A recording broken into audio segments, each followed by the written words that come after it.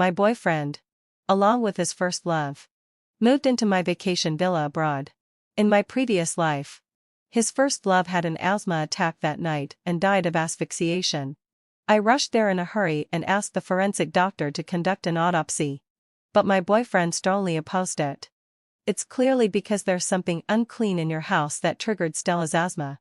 Now you even want to disturb her after death. How can you be so vicious?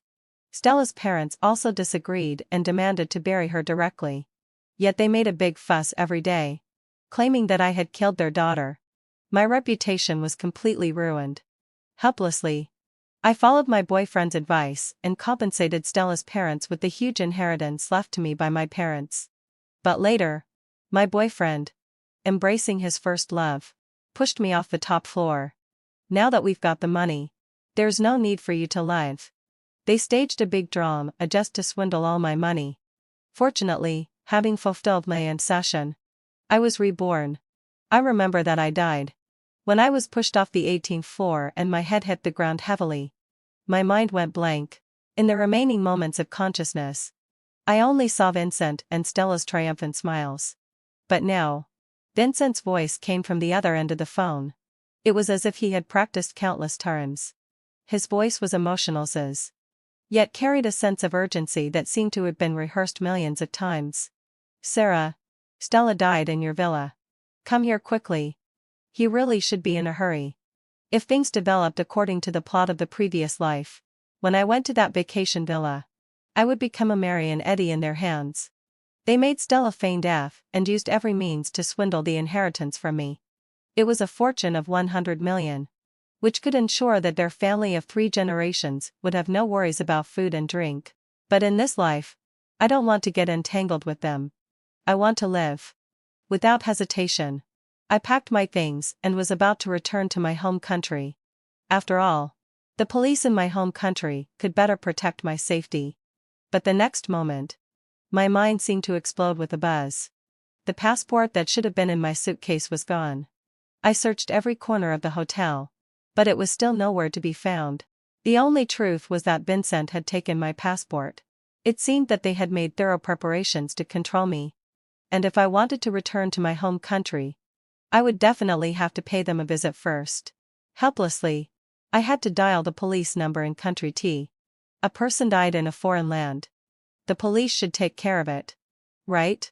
Soon, when at a low Surrey, I arrived at the vacation villa. Seeing a row of police cars parked outside, I felt relieved and walked in. Just like in the previous life, the house was gloomy. My boyfriend, Vincent, was crying beside Stella's body. And Stella's parents, who shouldn't have been here, looked at me as if I were a murderer. How dare you come here? You were just jealous that Stella was more popular than you. So you deliberately put something in this house, didn't you? To trigger her asthma. In fact, the reason for this trip to country T was, first, to check on the current situation of several vacation houses my parents had invested in country T years ago. Second, it was also to relax. I had no idea that Stella's family had also come along. Without thinking, I sneered and retorted, well, I haven't even mentioned that Stella broke into my house without permission. In the previous life, considering it was a human life, I didn't pursue the liability for breaking into someone else's house. I just wanted to have a forensic autopsy. If I really should be held accountable, I wouldn't shirk my responsibility. However, since I came here in the previous life, they had been restricting my actions and threatening me, either intentionally or unintentionally. Just like now, Stella's mother was about to take out her phone and take pictures of me. I'm going to expose you. I want everyone to know how vicious you are. I no longer had the patience to play along with them.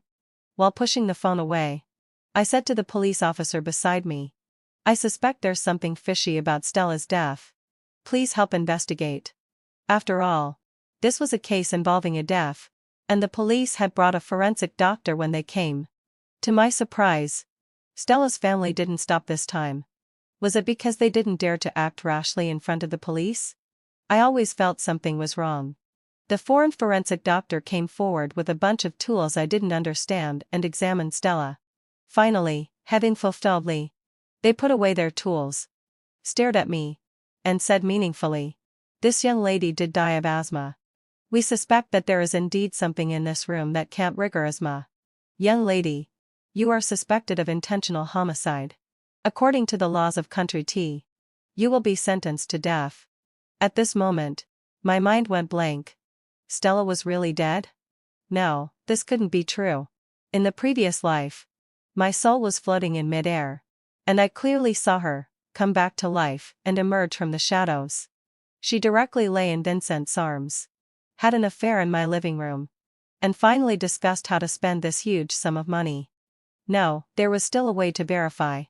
I rushed forward like crazy, grabbed this vase, and threw it in Stella's direction. But the next moment, the police and the forensic doctor rushed up and held me down tightly. At this moment, I understood. The police and the forensic doctor had been bribed by them. My breath caught. The temperature in the room dropped by more than 10 degrees. I saw their eyes were like venomous snakes lurking in the grass. I seemed to have fallen into a snake nest, and countless sticky snake bodies were slowly coiling around my neck. A hand climbed onto my shoulder, and I got a layer of dense goosebumps. Vincent, with an ambiguous smile, spoke very slowly. "Sarah, don't you believe it yet? How could I lie to you about this kind of thing? You killed someone, and you have to pay with your life." "I didn't kill anyone. This was a deliberate frame-up." Before I could say this, several police officers nodded. Like primitives, they didn't hide the desire and wildness in their eyes. "Young lady, if you don't want to be sentenced to death, you can also compensate. According to the laws of Country T, you should compensate all your property to the victim's family. Otherwise, we can only strip you naked and parade you through the streets." Stella's parents added in a timely manner, "The death penalty is too lenient for her. She should be sold into prostitution. Let her suffer for the rest of her life." I didn't know what kind of law this was. I had never heard of it. They must have made it up to scare me. They were not reasonable people. Several police officers approached me, stretched out their hands, and tore my clothes hard, showing a malicious smile. "Since you don't want to compensate, we can only do this. In a foreign land. I didn't know anyone here. If I was really sold to the red light district, I might never be able to escape. I didn't dare to take the risk." Fortunately, having fulfilled my concession, they hadn't got anything yet. "I'll compensate." As my sleeve was torn, I pushed them away. "I should compensate. But I have to return to my home country to go through the procedures." The few people looked at each other. "Okay. Then go back to your home country." I immediately felt relieved. As long as I could return to my home country, there would be more opportunities. But I relaxed too early. Just as we packed our things and got on the plane, Vincent's hand hardly left my waist. It wasn't until the flight attendant came to check if our phones were turned off that his hand finally left my waist. He snatched the phone from my hand, tilted his head, and stared at me. "Sarah, you've been working hard for several days. Rest. Don't play with your phone if you have nothing to do." I glared at him. "This is my phone. Give it back to me." His face was gloomy. "You'd better listen to me. Sarah, I'll tell you frankly. Stella and I grew up together. Our relationship is as solid as a rock. You killed her, so you should compensate. Don't play any tricks." He didn't say these words in the previous life. Maybe it was because I called the police this time and alerted them. I couldn't let him take my phone. Under their close surveillance, this was my only chance to call for help after getting off the plane. But unfortunately, I couldn't make a commotion now. Otherwise, the plane would stop flying, and I would be back in the territory of Country T. So I could only wait until the plane took off and was about to enter the territory of China before standing up and shouting for help in English. "Help! The person next to me is hijacking me. He took my phone. He doesn't have any weapons. Please help me." My shout for help caused a series of panic. The passengers looked at us in horror. The flight attendants and staff rushed over. Vincent, with a livid face, swept me with a threatening look, and then put on an apologetic smile when facing the passengers. "She's my girlfriend. She has a mental illness. It's okay. Sorry to disturb you all. The staff was about to leave. And I shouted loudly. I don't have a mental illness. He's hijacking me. My phone is with him. If you don't believe me, you can check the surveillance. He took my phone. The surveillance showed that he indeed took the phone from my hand. The passengers spoke up one after another. For our safety, please investigate whether this person is hijacking this young lady. The staff looked at Vincent with a cold face. Please show your IDs. Vincent took out our IDs from his bag and also gave them a form that I had never seen before. The form clearly stated that an examination at a certain hospital in Country T showed that Sarah had a serious mental illness and was suffering from persecutory delusion. The time of my examination and the detailed examination results were all there. It didn't seem to be fake. What was going on? I didn't have a mental illness. I suddenly remembered that a few months before our planned trip to Country T, I had been feeling unwell. My mind was often unclear. And I would have hallucinations. After checking in many hospitals in my home country, no cause could be found. Vincent said that he happened to have a doctor relative in Country T who was highly skilled. He would accompany me to get exam and during our vacation. On the first day we arrived in Country T, we went to that hospital. But the examination report I saw at that time clearly showed that I was normal. So, from that time on, I had already fallen into their trap. This is her examination report. Is it enough to prove? Why did I take her phone? Well, she's a mental patient. What if she secretly turns it on? It would affect everyone's safety. If you still don't believe me, after getting off the plane, you can find a place to examine her. There was no need. He must have tampered with my diet when we were in my home country and coaxed me to get examined. I remember that the doctor prescribed me a lot of medicine at that time. Those medicines might have affected my body. That's why he was so confident to let people examine me. The examination result wouldn't be much different from what he described. The staff glanced at me impatiently and turned to leave. The passengers also returned to their seats. Sarah, you're really not obedient. When did I hijack you? Talking nonsense comes at a price. At this moment, under his cold gaze and staring at his strange smile, I suddenly remembered the night when he pushed me off the tall building. I knew that no matter what I said now, these people wouldn't believe me anymore. Could it be that I could only wait for the pain of death to come, just like in the previous life? During the remaining 2 hours on the plane, I felt completely numb, with no sense of touch at all. With that certificate, no matter where we were, he could make my words seem like the imaginations of a madman. When we got off the plane, Vincent tightly grasped my wrist and whispered in my ear, Sarah, you'd better stop making meaningless calls for help and causing trouble for us. This will only wear down our patience. Indeed, it was a meaningless cry for help. No one would believe me. After forcing myself to calm down, I found the only solution. Vincent, I can give you all the money. But before my father passed away, he entrusted the management of these funds to Leo's father. We must find Leo's father to complete the procedures. Give me the phone, and I'll call him. Stella's parents stared at me coldly. Give her the phone and let her make the call. In front of us. She can't cause any trouble. I took the phone and quickly dialed Leo's number. Sarah, why haven't I been able to reach you these days? Are you too sad because your father passed away? Since the dead cannot be brought back to life, you carry their hopes and should continue to live a good life. Hearing his familiar and kind voice, I held back the urge to cry. That's right. Uncle Leo. I've encountered some trouble abroad. I want to transfer my inheritance now. Can you help me? He didn't hesitate. Of course. You're Lao Jiang's child. Where are you? I'll come to you. It was already 11 p.m. Vincent and the others were impatient to get their hands on the inheritance. We waited at the airport for Uncle Leo to drive over.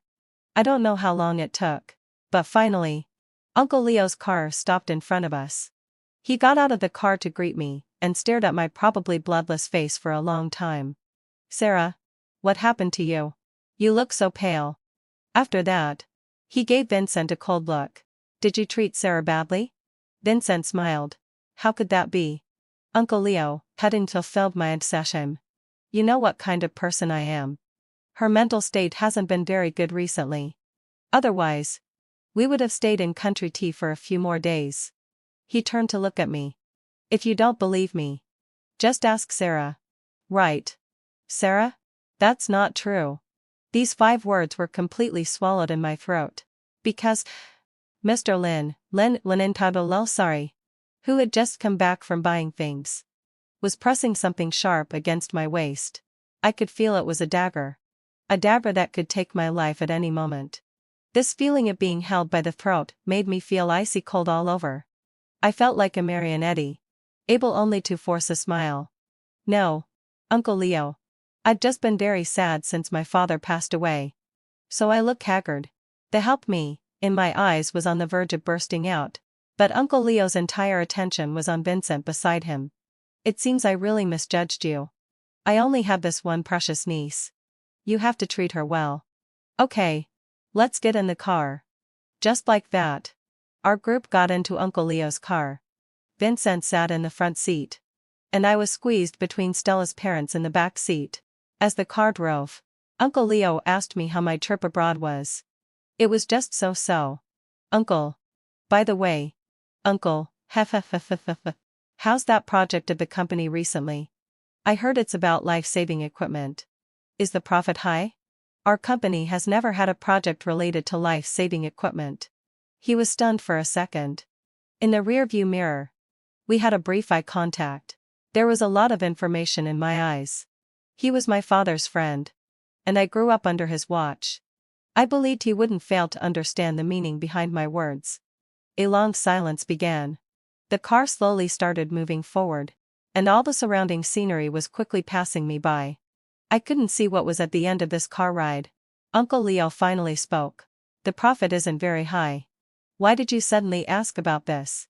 Did you run into some trouble? By the way, you said you had an accident abroad. What happened? He understood what I meant. I pondered for a moment. It's nothing. I accidentally killed someone.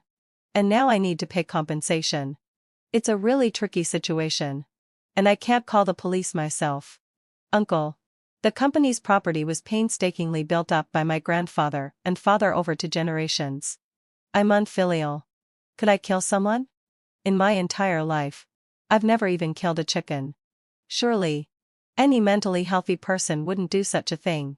If I wasn't in a really tough situation, would I transfer so much money to others? Leo's brows furrowed slightly. For the rest of the journey, there was no more sound. The road away from the airport was a dark and deserted one. The light ahead was getting less and less. I was tense all over, breathing the air in the car that had been breathed many times. I forced myself to suppress the trembling in my throat. Uncle, do you remember the martial arts you taught me when I was a child? Teach me again when you have time. It was self-defense martial arts that I had practiced for many years. However, in front of Vincent, a 1.87-meter tall, muscular adult man, it was just showy but ineffective moves. Leo should be able to understand the meaning behind this. The car suddenly stopped. In the boundless darkness, Vincent's face slowly turned around. Along with him, Leo also turned. He was holding up his phone. And the dialing screen was showing. The huge 110 was clearly visible. Sarah, do you want me to call the police? Are you asking for help? Sarah, how about I teach you once right now? However, this martial arts doesn't seem enough for you to defeat Vincent. Sarah, no one can save you now. Hand over the inheritance obediently. Maybe, you be sharp, we'll spare your life. Vincent stared at me with his venomous eyes, full of mockery. You really are not obedient at all. It's best to give up. Leo won't help you. At that moment, I felt as if the world I lived in was not real. The police and country tea were fake. My mental state was fake. And Uncle Leo was also fake. Could it be that I'm really a mental patient? Do I really have persecution delusion? No, that's impossible. The pain and despair from my previous life clearly reminded me all the time that this is not fake. It's all real. Leo, my father saved your life. Aren't you afraid of your conscience hurting you for treating me like this? Asking this question, I felt ridiculous. Since he had chosen to betray, these words wouldn't have any effect on him anymore. Saved my life? Leo tugged at his tie and showed a contemptuous smile. Did I ask him to save me? He just gave me some alms. I was seriously ill. But I could have gotten better without his money. I've been a dog by his side for 15 years. In these 15 years, how much have I sacrificed for your family? In the end, that old bastard wouldn't even give me one of the shares? The money my father gave to save his life became alms. And all the years of giving him a stable job and a salary of over $1 million were regarded as nothing by him.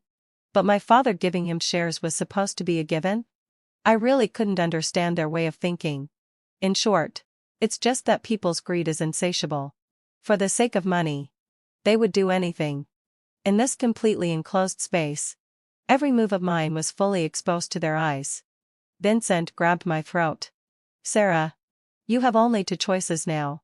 1. Give us the inheritance. 2. Mr.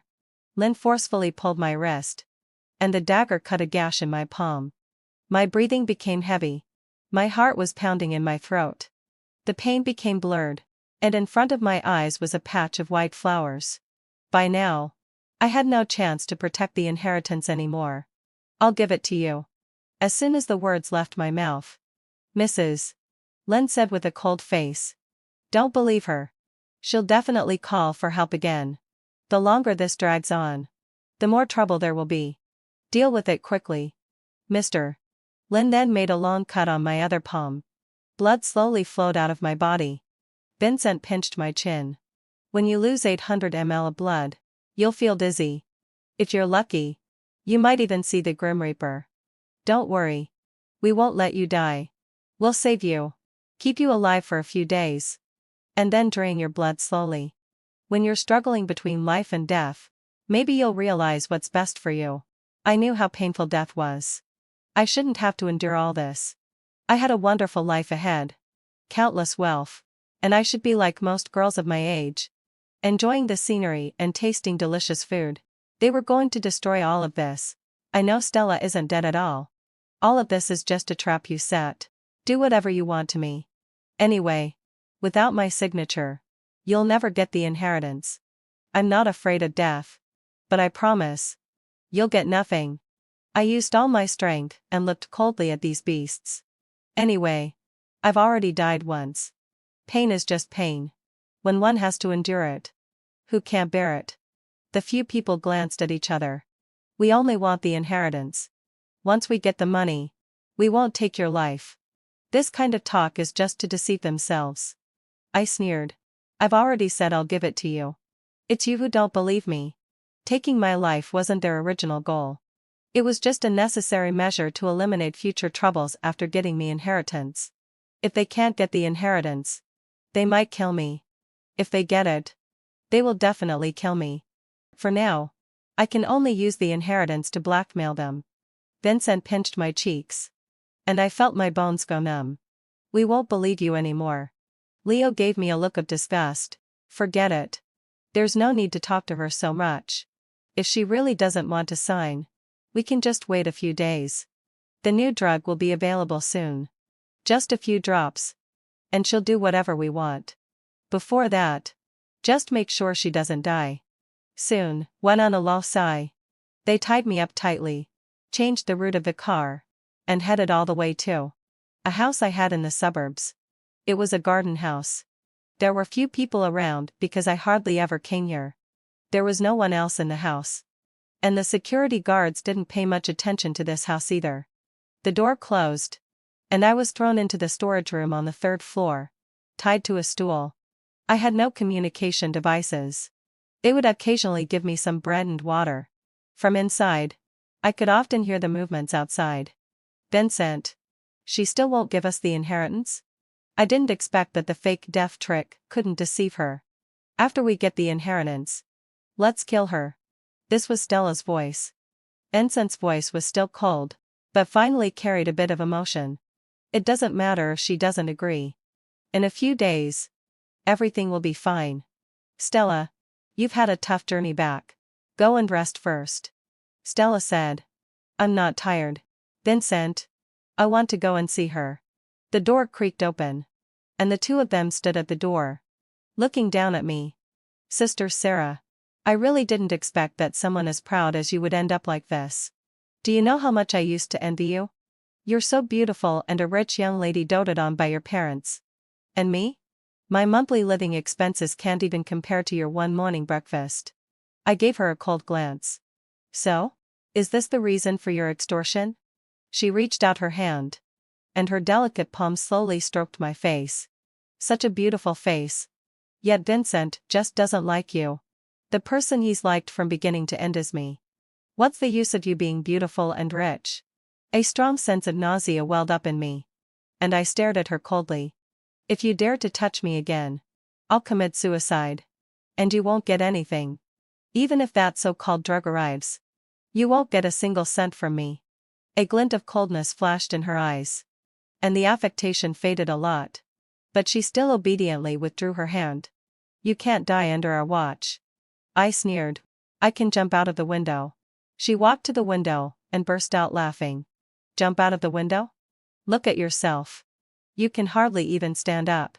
I'm standing right by the window now. Let's see how you're going to jump. I stared at her. Can't I bite my tongue and kill myself? Her smile grew wider. You can't bear that kind of pain. Almost no one has succeeded in this way of dying. I said harshly. Then, let's give it a try. Her smile froze. And she gritted her teeth. Vincent. Cut out her tongue. Scar her face too. Soon, let out a low sigh. Vincent reappeared in front of me with a dagger. He and the others held my body down tightly. Stella held the knife, ready to pry open my mouth.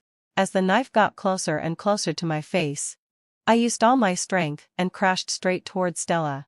The place where Stella was standing was right by the window. It was a huge floor-to-ceiling window. With my weight and strength, I made her hit the window hard. The glass shattered instantly. She was stabbed with blood by the glass shards. And her whole body fell through the hole. However, she grabbed the window tightly with one hand. Even though the remaining glass pierced through her palm, she didn't dare to let go at all. She hung in midair. The arrogance she had just now completely gone. Crying and shouting. Mom. Dad. Vincent. Save me quickly. The three of them rushed over in a panic to save her. But the window was too big. And there was no support point. It took a lot of time and effort to pull her up. I disheveled Stella. Ignoring the blood all over her body. Rushed over. After a slap. She was burning with anger. Vincent. How long until your drug arrives? I want to cut her into pieces. Vincent's eyes were also blood red, staring at me fiercely. You actually tried to hurt Stella again. Cutting off one of her hands should be no problem. They brought a bigger knife. I was pressed to the ground. After being tortured by bloodletting for so many days, I had long run out of strength. I slowly closed my eyes. The last scene in front of me was a few police officers rushing in through the door. I knew they would definitely choose to come to my house to kill me. Because only here was the safest and quietest. But my house was equipped with an alarm system. As long as there was any external force breaking the door or window, it would automatically call the police. If I broke the window myself, in my state at that time, falling from the third floor would either kill me or seriously injure me. I knew Stella was alive. And she would be eager to show off her superiority in front of me. I had known before that she was jealous of my good family background. Whenever I was generous, she would speak in a sarcastic tone. Sister. You're so generous. Aren't you afraid of wasting money? Do you know there are still many people in the world who can't even afford a meal? I wish I were you. With no worries about food and drink. And not having to worry about anything. But with your high and mighty attitude. I don't know how many people you've offended without even realizing it. If it weren't for her, perhaps I would have had to take a risk. When I woke up and saw the police from both countries, I felt like a deflated balloon. Besides the relief of surviving a disaster, I was left with nothing but exhaustion. Officer. They illegally detained me in order to rob my inheritance, causing me great physical and mental harm. So much time had passed. I thought they had already been taken to the police station and had shown the police the report of my mental illness. I was silent for a long time. After thinking again and again, I only said a few simple words to make myself seem like a normal person. The police nodded. Don't worry. We've already taken them away. And the case is under investigation. However, the other party claims that you have a mental illness and often go crazy and kill people. So they tied you up. Before this, you did hit Stella. Were you trying to kill her? Please tell us the truth. We'll ensure your safety. I had no way to prove that my mental state was normal at the moment. So, I could only spread out my palm. On it, there were 2 scars that had been cut and healed countless times. If they just wanted to restrict me, why did they cut scars on my palm? They were using bloodletting to coerce me.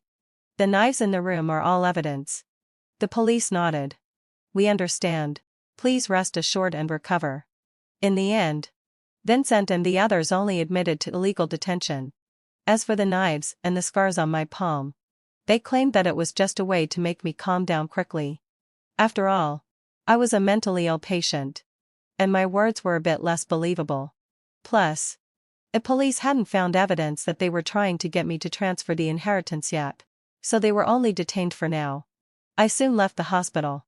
I quickly went back home, took a hot bath, lay on the bed, and wrapped myself tightly in a thick quilt.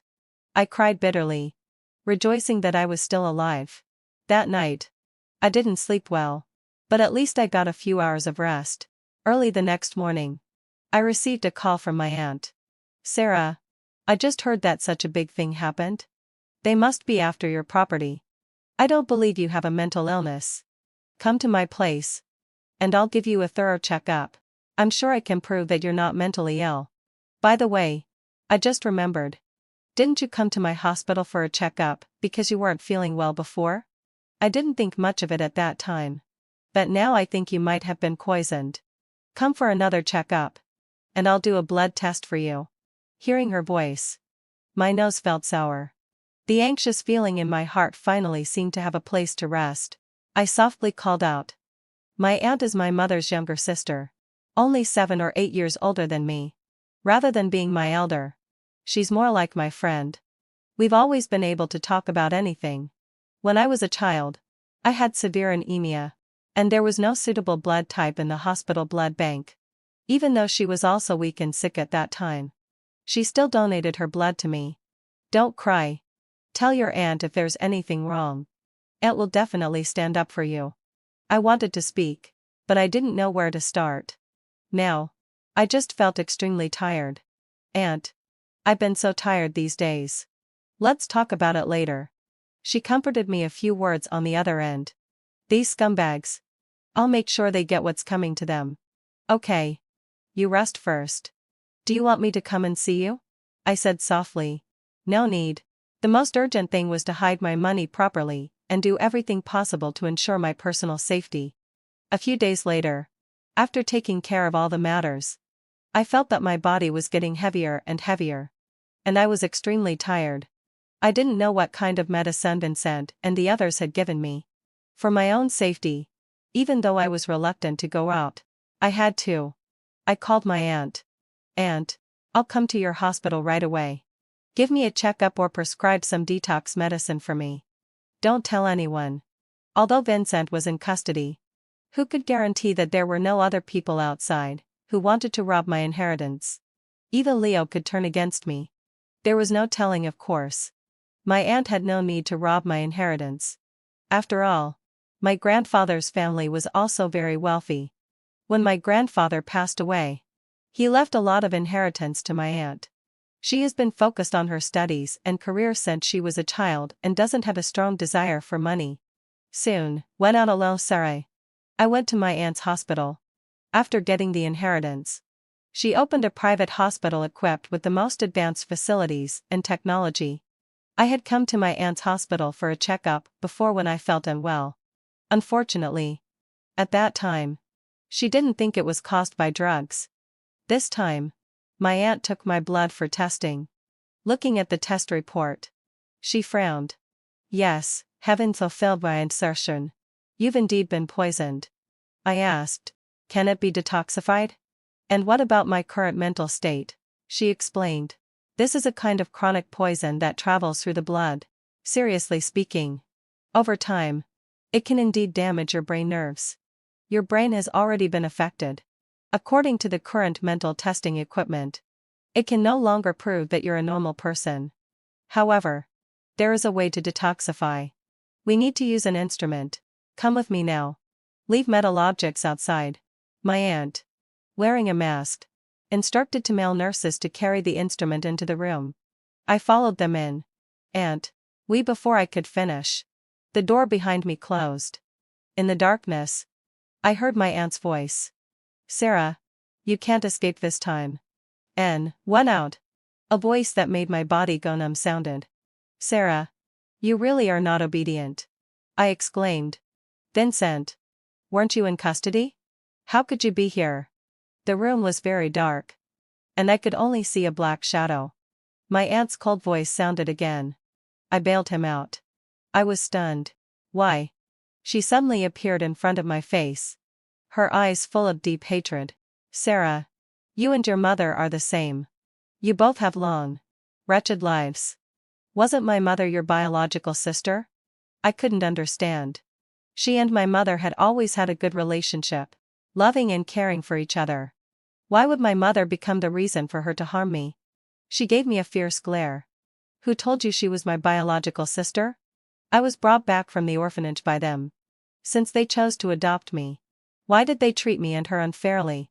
Why did she get to marry your father while I could only marry an ordinary man? Ordinary man? I knew something about my grandfather's family affairs. The reason I didn't know this and wasn't my mother's biological sister was that in my eyes, my grandfather treated them no differently. The so-called ordinary man was actually a social elite carefully selected by my grandfather, although he didn't have much money. Wasn't it you who always portrayed yourself as someone who regarded money as dirt in front of Grandpa and us? That's why he chose a husband for you who wasn't that wealthy but was kind-hearted and steadfast. You say he was biased. But where exactly was he biased? She sneered. You don't need to know that. Vincent, I brought the medicine. There's enough of it. Inject it directly. You take the inheritance. But you must hand the person over to me. She glanced at me, and a wicked smile curled up on her lips. I want her to be gang raped in front of her mother's spirit. I want her mother to see clearly what kind of thing she raised. This medicine won't be detected by anyone. Don't worry. We can all get away clean. I felt extremely disgusted. Yvonne, aren't you afraid of retribution? Retribution? She raised her eyebrows high and gave a contemptuous smile. If I was afraid of retribution, I wouldn't have been lurking by your side for so many years. I couldn't deal with your mother. But can't I deal with you? After that, she looked at the two male nurses beside her. I quickly inject the stuff into her body. The lights in the room came on. The two male nurses opened a box. And inside were medicines I didn't recognize. Just like last time, they rushed over to hold me down, as the drugs that seemed to make people obedient were about to be injected into my veins. Suddenly, the two male nurses turned around and punched Vincent and my aunt hard on their temples. In an instant, the two of them passed out. When they woke up again, they would surely find a syringe on their wrists. Looking at them tied to the table legs, unable to move, and with terrified expressions on their faces, I felt nothing but pleasure. What on earth is going on? Why did you betray me? The two male nurses spread their hands helplessly. Who wouldn't go for money? After coming back from country tea, I no longer trusted anyone. I had been betrayed by too many people, so I definitely wouldn't trust my aunt either. I only trusted money. The two of them gritted their teeth tightly and stared at me viciously. They faked Stella's death and used all means to swindle the inheritance from me. How on earth did you find out? I laughed. Vincent was penniless. Where could he get the money to buy such good effect medicine? He couldn't afford it. The only person related to pharmaceuticals he could get in touch with was you. With your achievements in psychiatry, you should have given me a full body checkup the first time I came to your hospital. But you didn't anyway, having fulfilled my obsession. It's really hard for you, going through all this trouble. The two of them seemed to want to say something more, but the medicine had already taken effect. Their eyes were glazed over, as if waiting for my instructions. Go and bail out Stella, her parents, and Leo. Treat them as me and do whatever you want. The police soon found 6 horribly mutilated corpses in my aunt's hospital, who had died from mutual fighting. The police investigated the case but didn't find any abnormalities in their bodies. However, soon, when out a loci, the police still found me. We saw from the surveillance that you went to that hospital that day. What happened? Can you tell me? I shook my head, looking confused. Sorry, officer. I've been suffering from a serious mental illness for several months. I don't remember anything. Here is my mental illness report.